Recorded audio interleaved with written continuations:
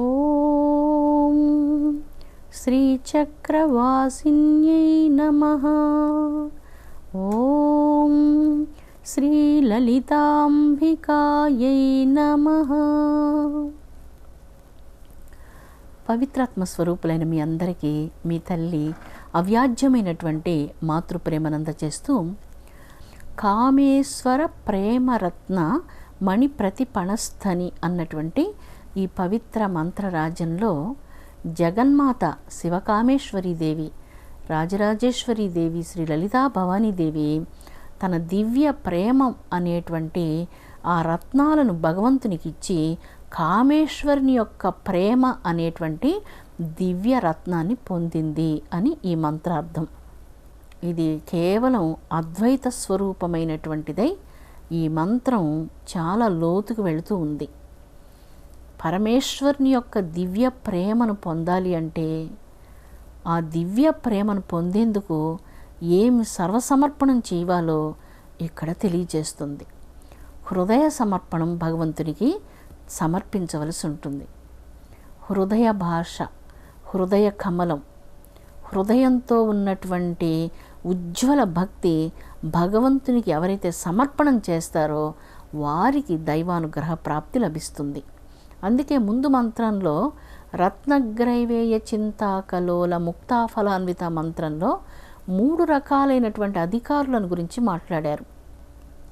ఒకటి కామ్య కర్మాలను కోరుకునేవారు, అంటే నిరంతరం ఈ ప్రపంచానికి సంబంధించినటువంటి వస్తువులను మాత్రం, అంటే కొన్ని గాజు పెంకులు, రాళ్ళు, ఇటువంటి వాటినే మనం కోరుకుంటూ ఈ జీవితం వ్యర్థం చేసుకునేటువంటిది ఒక వర్గం. రెండవ వర్గం జగదంబిక యొక్క నామరూపాలను ధ్యానం చేస్తూ దేవి యొక్క దివ్య అనుగ్రహం కోసం తీవ్రమైనటువంటి తపనతో ఆ దైవానుగ్రహం పొందాలని ప్రయత్నం చేయడం, ధ్యానించడం. మూడవ వర్గం జీవన్ముక్త వర్గం. నిరంతరము ఈ పంచభూతాత్మకమైనటువంటి మానవ శరీరం వెనక దాగి ఉన్నటువంటి ఆ పరబ్రహ్మానుభవాన్ని ధ్యానించి తన యందు తాను అనుభవాన్ని పొంది ఆ బ్రహ్మానంద సుఖంలో నిరంతరం తేలియాడుతూ జగత్తులో అన్నిటి యందు దైవాన్ని దర్శించేటువంటి ఉత్తమాధికారులు. అందుకే 3 రకాలైనటువంటి భక్తులను ఇక్కడ పేర్కొన్నారు. ఒకటి కామ్య కోరికలతో ఉన్నటువంటి వారు, రెండవది మధ్యమాధికారులు, మూడవది ఉత్తమోత్తమైనటువంటి జీవన్ముక్తులు. ఇందులో జగజ్జనని కామేశ్వరుని యొక్క దివ్య అనుగ్రహం కోసం, ప్రేమ కోసం తన హృదయాన్ని కామేశ్వరునికి సమర్పించింది.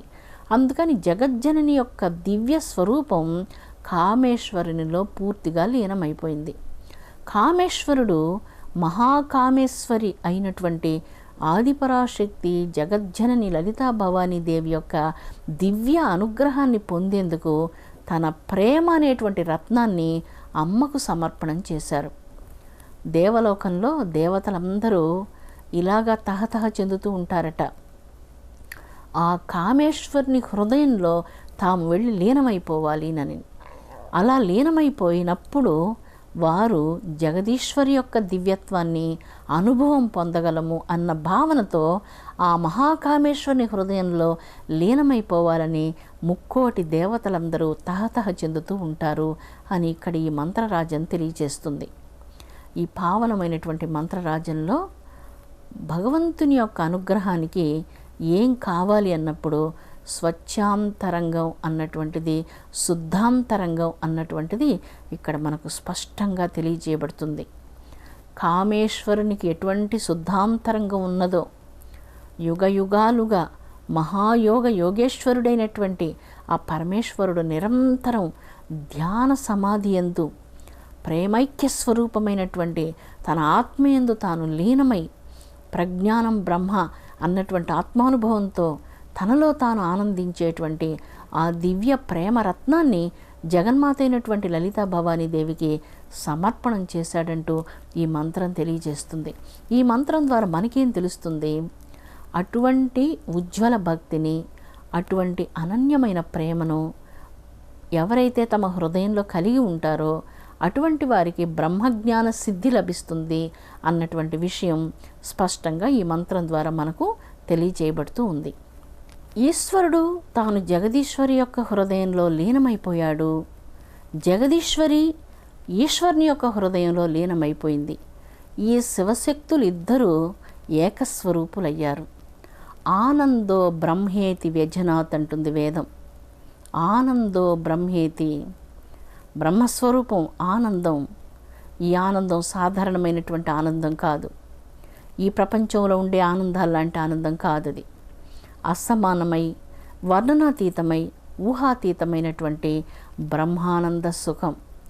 ఆ బ్రహ్మానంద సుఖంలో శివశక్తులు ఇద్దరు ఏకమైపోయినటువంటి ఆ దివ్యస్థితిలో సకల జగత్కోట్లన్నీ ఆ ఏకమైనటువంటి శివకామేశ్వరి కామేశ్వరుల యొక్క మహాకాంతి ప్రవాహపు లహరులలో జగత్కోట్లన్నీ కూడా ఆ ప్రవాహంలో, ఆ దివ్య కాంతి ప్రవాహంలో తేలియాడుతున్నాయి.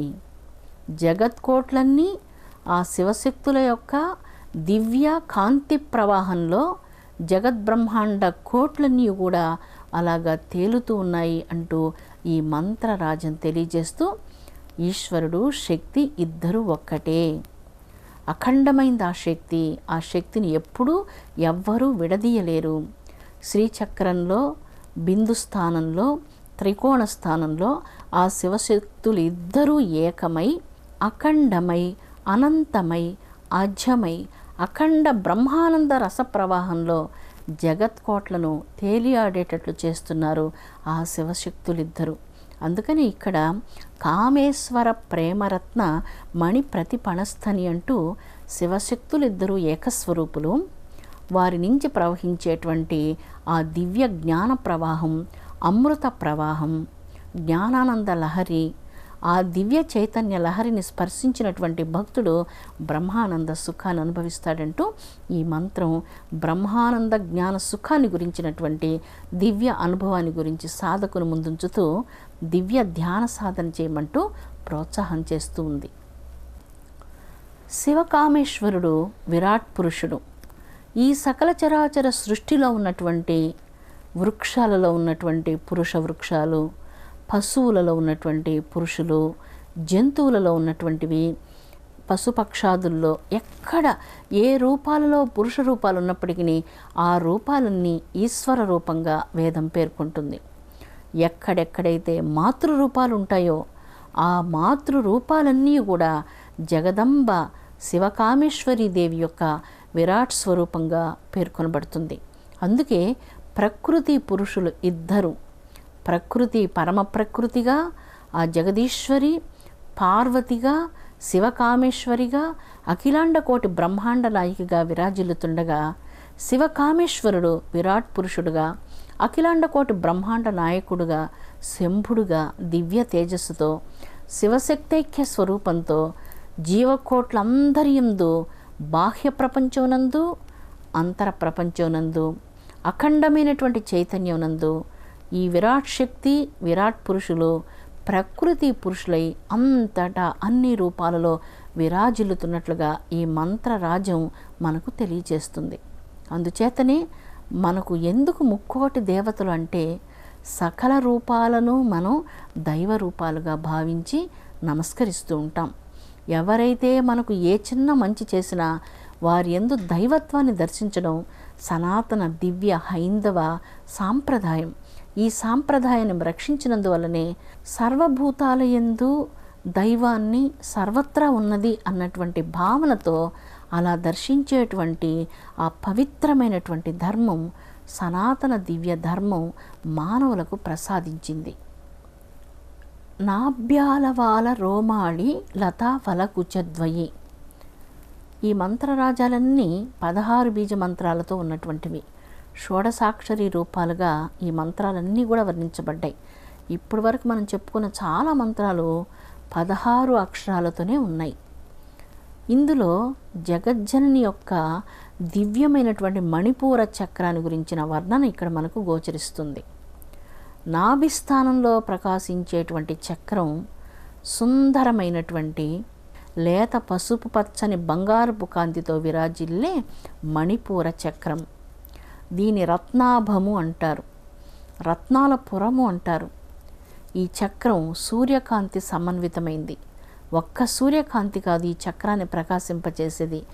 10,000 సూర్యులు ఒక్కసారి ప్రకాశిస్తే ఎటువంటి కాంతి ఉంటుందో అంత కాంతి మానవ శరీరంలో ఉన్నటువంటి నాభి చక్రంలో ఉన్నది. నాభ్యాలవాల రోమాళి లతా ఫలకుచద్వయి అన్నటువంటి ఈ షోడసాక్షరి మహామంత్రరాజ్యము మానవ శరీరంలో ఉన్నటువంటి నాభి చక్రం అంటే మణిపూర చక్రం యొక్క యోగ రహస్యాలను ఈ మంత్రరాజ్యం తనలో నిక్షిప్తం చేసుకొని ఉంది. నాభి చక్రమే కాకుండా హృదయ చక్రాన్ని గురించి కూడా ఈ మంత్రరాజ్యంలో సూక్ష్మంగా వర్ణించి ఉన్నారు. హృదయంలో ప్రకాశించే చక్రం అనాహుత మహాపద్మం. ఈ 2 చక్రాలను ఈ యొక్క మంత్రరాజ్యం వర్ణిస్తూ ఉంది. జీవకోట్లన్నీ కూడా పూర్వజన్మ సంస్కారాలను అనుసరించి జ్ఞాన విజ్ఞానాలను పొందుతూ ఈ జన్మలో అనేక రూపాలను పొందుతూ ఉంటారు. ఈ సకల జీవాళి అంతా కలిసి చీమ నుంచి బ్రహ్మ పర్యంతం ఈ సకల జీవాళి అంతా కూడా జగజ్జనని యొక్క శరీరంలో ఒక రోమాళి లతగా ప్రకాశిస్తున్నది అంటూ ఇక్కడ వివరించబడింది. ఈ లత నాభిస్థానం నుంచి ప్రయాణం చేస్తూ హృదయ చక్రానికి వెళ్ళి చేరుతూ ఉంది. జీవకోట్లంతయు కూడా బ్రహ్మాండ భాండోదరైనటువంటి జననిని ఆధారం చేసుకుని ఉన్నాయి అన్నటువంటి భావాన్ని ఈ మంత్రరాజ్యం సూచిస్తుంది. ఎప్పుడు లత నేల మీద ఉంటే ఆ లత సరిగా పెరగలేదు. దారిన వెళ్ళేవాళ్ళు వచ్చేవారు ఆ లతను తొక్కివేసి ఆ లత పెరుగుదల సరిగా ఉండదు. ఎప్పుడైతే ఒక మహావృక్షం ఆ లతకు ఆధారంగా ఉంటుందో ఆ లత బాగా వృక్షం మీద అల్లుకొని పెరిగి పుష్పాలను పూసి ఎన్నో కాయలను కాస్తుంది. అదేవిధంగా సమస్త జగత్కోట్లన్నిటికీ ఆధారభూతమైనటువంటి కల్పవృక్షం జగజ్జనని శివశక్తైక్య స్వరూపిణైనటువంటి ఆదిపరాశక్తి శ్రీమన్నారాయణి అఖిలాండకోటి బ్రహ్మాండ నాయకురాలైనటువంటి ఆ పరబ్రహ్మమయి శివకామేశ్వరి దేవి సర్వానికి ఆధారభూతురాలు. చండీ సప్తసతిలో అమ్మను గురించి ఇలాగ చెప్తూ ఉంటారు. విశ్వస్య బీజం పరమాసి మాయు. అమ్మ నువ్వు విశ్వానికి ప్రథమ బీజానివి. నీ వల్లనే నీ ఆధారంగా ఈ సమస్త ప్రాణికోట్లు ఆకాశంలో కోటాను కోట్ల బ్రహ్మాండాలు ఇవన్నీ నీ శక్తితోనే ఉత్పన్నమవుతూ నీ శక్తితో ఈ బ్రహ్మాండ కోట్లని స్థితిని పొందుతూ తిరిగి నీ యొక్క దివ్య చైతన్య శక్తితో నీలో లీనమైపోతున్నాయి అంటూ విశ్వబీజంగా జనని పేర్కొనబడుతుంది. ఆ బ్రహ్మజ్ఞాన స్వరూపిణి అయినటువంటి జగదంబ సర్వానికి ఆధారశక్తి. ఈ మంత్రంలో శక్తి ఎక్కడ ప్రారంభమవుతుందో దాన్ని ఆధారం చేసుకుని జీవకోటి ఎలాగ వర్ధిల్లుతున్నాయో ఈ మంత్రరాజ్యం మనకు తెలియచేస్తూ ఉంది. జగజ్జనని యొక్క దివ్య శరీరాన్ని ఈ చక్కని శ్లోకంలో ఒక బంగారపు తీగతో పోల్చారు. ఇక్కడ మనం బాగా చెప్పుకోవాలంటే జగన్మాత యొక్క శరీరం మాంసమయ శరీరం కాదు. మాంసమయ శరీరం కానే కాదు. సూక్ష్మాతి సూక్ష్మమై కోట్ల బ్రహ్మాండాలకు వెలుగునిచ్చే తేజోమయ శరీరం జగజ్జనని శరీరం. జగజ్జనని సర్వజీవరాశులకు ఆధారభూతమైనటువంటి కన్న తల్లి, విశ్వబీజం. ఈ విశ్వబీజ స్వరూపిణి అయినటువంటి తల్లి జీవకోట్లందరికీ దివ్యమైనటువంటి సౌభాగ్యాలను ప్రసాదించేది. జీవుల కర్మానుసారం తెలియక చేసినటువంటి తప్పులన్నిటి వలన కలిగే దౌర్భాగ్యాల నుంచి రక్షించి సకల సౌభాగ్యాలను అనుగ్రహించేటువంటి మహా అనుగ్రహదాయిని జగదంబిక శ్రీ లలితా భవానీదేవి. అందుకే జగజ్జనని యొక్క దివ్య శరీరం అస్థిగత మాంసగత శరీరం కానే కాదు. అంటే మాంసమయ శరీరం కాదు, ఎముకలు క్రొవ్వు ఇలాంటి పదార్థాలతో ఉండే శరీరం కాదు. చైతన్య దేహం, సూక్ష్మాతి సూక్ష్మమైనటువంటి దేహం, బంగారపు కాంతులు వెదజల్లేటువంటి అత్యంత సూక్ష్మమైన చైతన్యవంతమైనటువంటి పావన దేహం.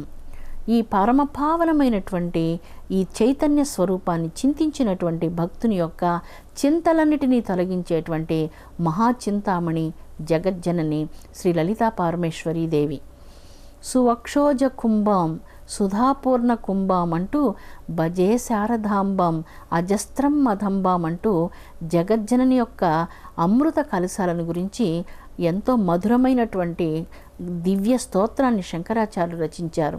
ఈ మంత్రరాజంలో సకల చరాచర జీవకోట్లందరినీ తన యొక్క దివ్యమైనటువంటి అనుగ్రహంతో పోషించేటువంటి తల్లిగా, మాతృమూర్తిగా, అన్నపూర్ణగా, సంతోషాన్ని ప్రసాదించే పూర్ణగా జగజ్జనని ఈ మంత్రరాజంలో మనకు తన దివ్యమైనటువంటి దర్శనాన్ని అనుగ్రహిస్తూ ఉన్నది. ఇడానాడి, పింగళనాడి, సుషుమ్నా నాడి ఈ 3 నాడుల సంకేతం ఈ మంత్రరాజంలో అతి సూక్ష్మంగా నిక్షిప్తం చేయబడి ఉంది. మూలాధార క్షేత్రం నుంచి బయలుదేరేటువంటి కుండలిని చైతన్య శక్తి మణిపూర చక్రాన్ని దాటి అనాహుత మహాచక్రానికి రాగానే శరీరం ఆద్యంతం ఓంకారనాదంతో నిండిపోతుంది. దేదీప్యమానమైనటువంటి దివ్య తేజస్సుతో శరీరం ఆద్యంతం వెలుగులతో నిండిపోతుంది. ఆ వెలుగు, ఆ నాదాత్మకమైనటువంటి ఆ ఓంకారం వర్ణనాతీతమైనటువంటిది. సాధకుడు ఏకాంతాన్ని అభిలషిస్తూ నిరంతరం అంతర్ముఖుడై ఉంటాడు. సుషుమ్నాంతరాళంలో సాగి వచ్చే ఈ కుండలిని చైతన్య శక్తి హృదయ చక్రాన్ని చేరగానే హృదయాన్ని ప్రకాశవంతం చేస్తుంది. అజ్ఞానం, అహంకారం, క్రోధం, లోభం, మోహం, ఈర్ష్య, ద్వేషం ఇత్యాది గుణాలన్నిటి నుంచి రక్షించే హృదయ కమలాన్ని పవిత్రంగా దేదీప్యమానమైనటువంటి తేజస్సుతో ప్రజ్వరిల్లజేసేటువంటి తల్లి కుండలిని శక్తి స్వరూపిణైనటువంటి శ్రీ లలితా భవానీ దేవి. అట్టి అన్నపూర్ణకు కోటి కోటి తేజస్సులతో జగత్కోట్లను సంరక్షించేటువంటి లలితా భవానీ దేవికి కోటి కోటి ఆత్మాంజలులను సమర్పిద్దాం. విశ్వజనని సర్వప్రాణికోట్లను సర్వకాల సర్వావస్థలు యందు చల్లగా అనుగ్రహించునుగాక. ఓం శాంతి శాంతి శాంతి.